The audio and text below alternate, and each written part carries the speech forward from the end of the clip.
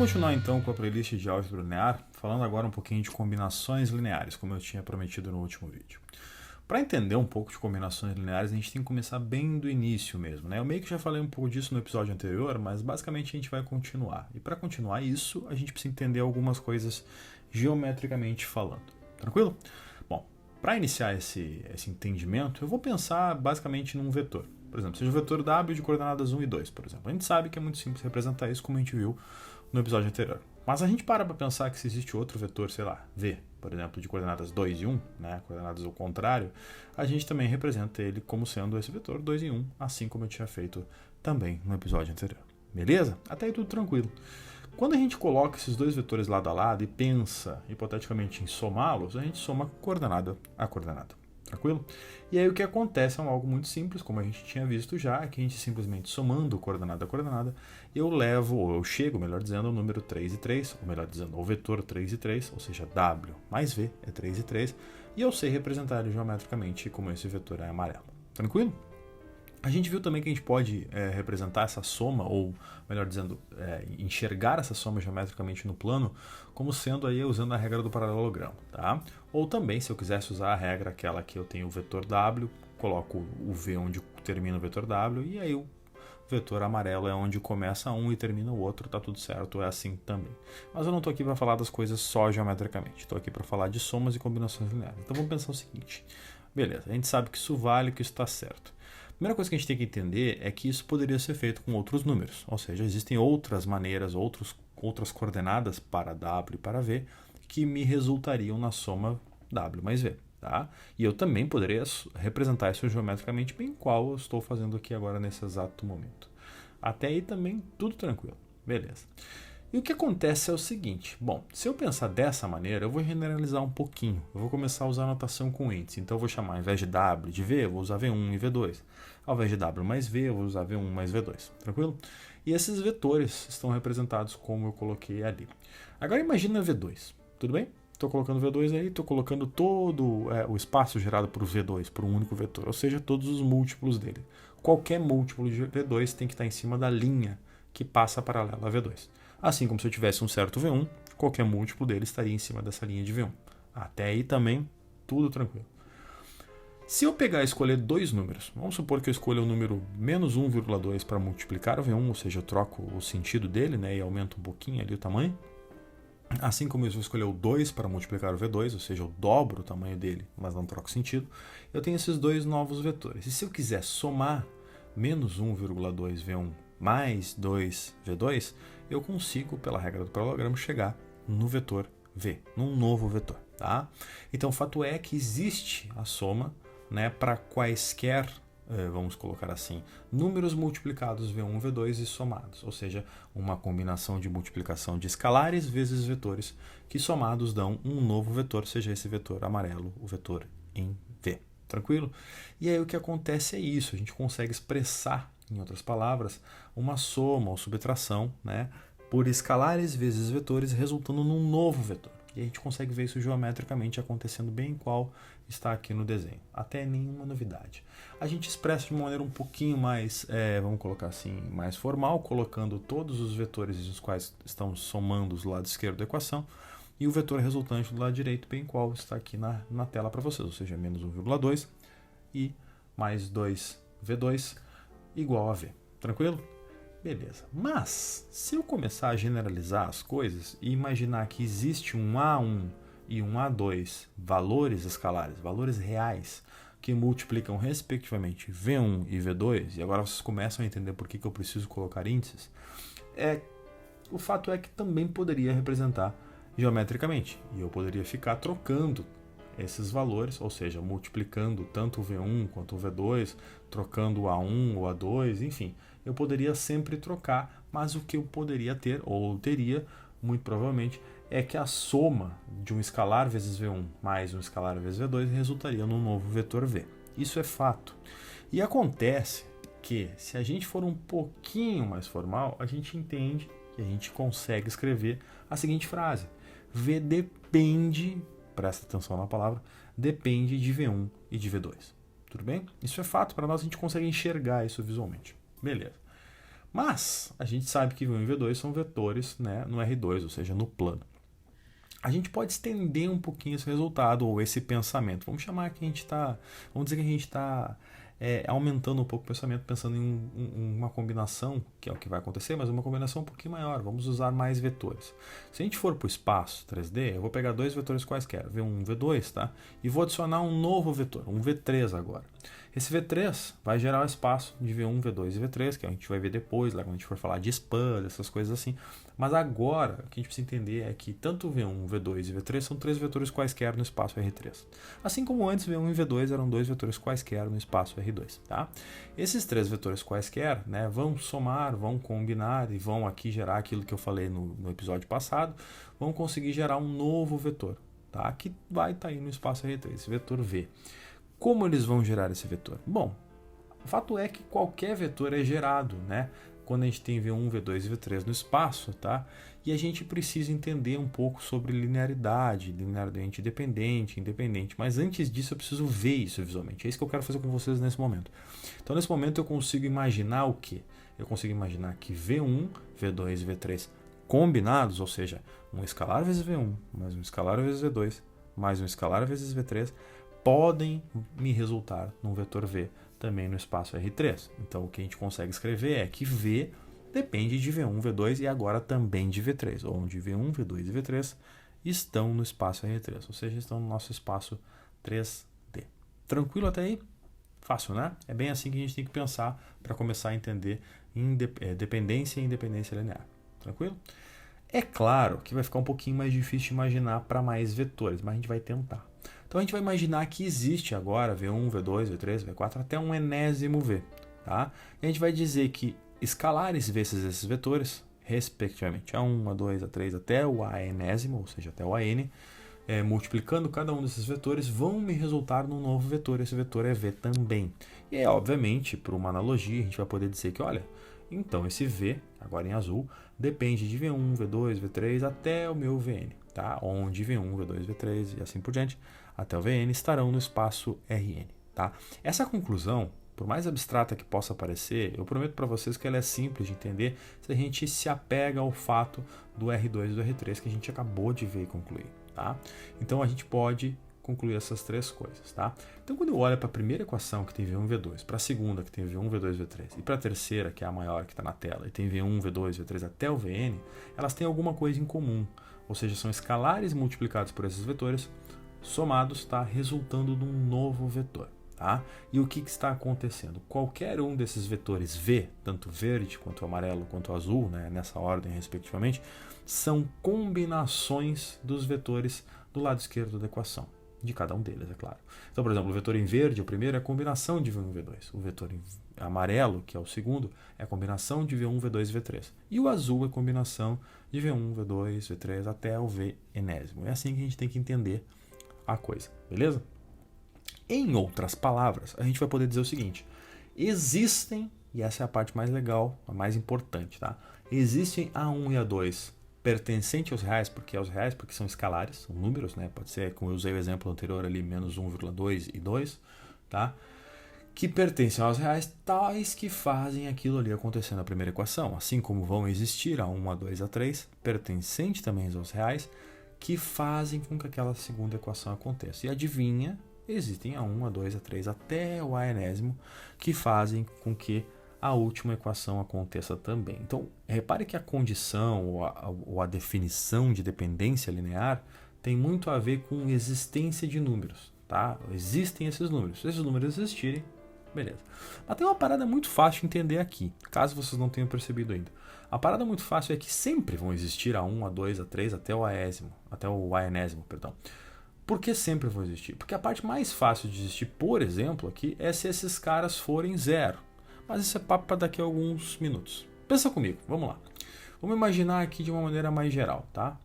Então, vamos pegar a equação geral. Essa equação aqui é a maior, ou seja, o V azul depende de todos os Vns, né? De V1, V2 até o Vn, onde existem A1, A2 até o A enésimo que faz isso aqui acontecer. Vamos imaginar que eu jogo esse V em azul para o lado esquerdo da equação. E aí eu crio uma nova constante. Essa nova constante que eu chamei de AN mais 1, eu não quero complicar as coisas aqui, eu quero deixar mais geral. Ela pode ser qualquer coisa. Porque, na verdade, quando eu combinar esses A1, A2, A3, AN, esse AN mais 1 vai, de fato, ser um número. Nesse caso, ele pode ser, inclusive, o 1, como a gente viu no exemplo geométrico. Mas ele pode ser uma outra coisa, tá? Ele pode ser -2, ele pode ser -3. O fato é que ele vai ser um número também. E aí, lá embaixo, quando a gente diz que existem A1, A2, A3, a gente vai ter que adicionar um cara. Esse cara é o AN mais 1. Só que agora, apesar de ser a mesma equação, ou apesar de representar a mesma coisa, ela tem um porém muito interessante. Essa equação que está aqui na tela, ela tem todos os valores e vetores multiplicados, né? O valor escalar por vetor e somado tudo do lado esquerdo da equação. O que me diz que do lado direito só tem apenas um zero. E essa equação tem sim uma solução com certeza, é aquilo que a gente chama de solução trivial. Vocês imaginam que se A1, A2, A3, até o AN e depois o AN mais 1, todos eles forem zero, o que acontece? A gente tem zero vezes cada um dos vetores, que somados vai dar zero, e que se conclui que é igual a zero do lado direito da equação, ou seja, é uma solução. Todos esses caras iguais a zero é uma solução. Quando a gente pergunta se existem esses caras para que eles sejam linearmente dependentes, a gente quer caras diferentes da solução trivial, ou seja, caras diferentes de zero. Eu quero que eles sejam alguma coisa, mas diferente de zero para que seja linearmente dependente. Porque essa condição de todos eles serem zero vai sempre existir, como eu olho para essa equação agora. Então é aquilo que a gente chama de solução trivial. Né? Não tem graça, não tem o menor sentido para nós analisar apenas a solução trivial. Beleza? Tá bom. Para pensar e para começar a entender isso aqui um pouquinho melhor, a gente vai simplesmente definir. Então vamos lá. Existem todos esses caras. A1, A2 até o AN mais 1 pertencente ao real. Então a gente vai dizer, se eles existem e não é somente a solução trivial, a gente chama de LD ou linearmente dependentes. Tá bom? Isso é definição. Isso é extremamente importante. A gente precisa entender isso. Tá? Depois a gente vai se perguntar, tá, mas e se só existir a solução trivial? Ou seja, todos eles forem zero? A gente vai dizer que isso é linearmente independente. Tranquilo? É assim que a gente tem que pensar. Ou a gente chama abreviadamente de LI. Beleza. Tá, mas para pensar um pouquinho melhor nisso, para entender um pouquinho melhor nisso, a gente volta para a situação geométrica. O que a gente viu? A gente viu que a gente tem V1 e V2. V1 e V2 podendo ser multiplicados por A1, A2, né, respectivamente, e somados me gerando um V. Ou seja, V depende de V1 e V2. Isso é uma situação de linearmente dependente. Para concluir melhor isso, a gente pode pensar assim, então V é uma combinação linear daqueles caras. Beleza, ou seja, é tudo isso uma equação que gera, é uma equação de vetores LD, linearmente dependentes. Até aí está tudo tranquilo. Mas se eu começo a mudar esses valores de A1 e de A2, respectivamente, o que acontece aqui nesse caso especificamente é que pode, geometricamente, algumas coisas mudarem. Como de fato mudou esse desenho. Mudei V2, mudei V1, mudei de repente ali o A1, o A2, mas continuo imaginando e olhando para esse desenho e vendo que o V de fato ele é sim combinação linear de V1 e V2. Até aí nada mudou. Se eu mudar um pouquinho mais, também consigo ver que mesmo multiplicado por A1 e por A2, o V1 e o V2 me geram aquele novo vetor V. Tranquilo?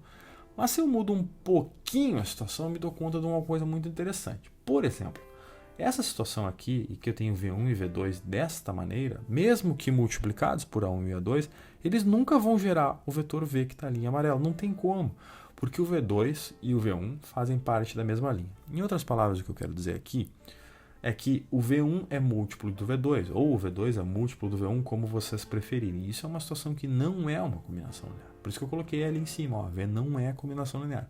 Eu estou enxergando isso geometricamente, tá? Mas, mais do que isso, eu consigo ver que eles são ali geometricamente, mas eu também consigo provar isso. Porque se eu imaginar, como eu estou dizendo para vocês, que o V2 é múltiplo de V1 ou vice-versa, eu vou imaginar que V2 então é um múltiplo de V1. Então V2 é igual a K vezes V1, onde K é uma constante. E aí eu coloco isso no lugar de V2. E eu consigo isolar esse V1 e me dar conta de que A1 mais A2 vezes K é um número, não interessa. Esse número vezes V1 vai dar o V. Em outras palavras, para que isso ocorresse ou estivesse certo, o V deveria ser múltiplo de V1. Só que não tem como V ser múltiplo de V1. Se ele fosse múltiplo de V1, ele estaria em cima da reta pontilhada em verde. Isso não ocorre. Tá? E como isso não ocorre, a gente não pode afirmar. Beleza? Então aí está uma falha desta combinação. Quando essa equação aqui, A1 mais A2K vezes V1 igual a V, ela de fato é correta? Quando o coeficiente que multiplica V1 é zero. E aqui a gente volta para aquela situação anterior. Todos os caras que multiplicam são zero. Só nos resta a solução trivial e, portanto, isso é uma condição de linearmente independente. Tá bom?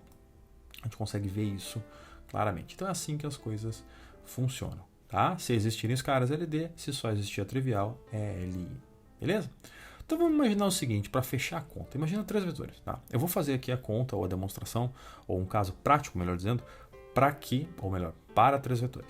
Então vamos pensar assim, podia ser para 2 ou para 4, para 8, para 18, não faz a menor diferença, tá? É claro que a conta para 3 vai ser um pouco melhor do que se eu tivesse mais vetores. Mas vamos lá. Imagina que eu tenho 3 vetores. Eu quero imaginar se esses vetores são LD ou LI. É fácil. O que eu tenho que fazer? Eu tenho que descobrir se existem A1, A2, A3 diferentes de zero. Se esses caras existirem e satisfizerem essa equação, isso é uma condição de linearmente dependente.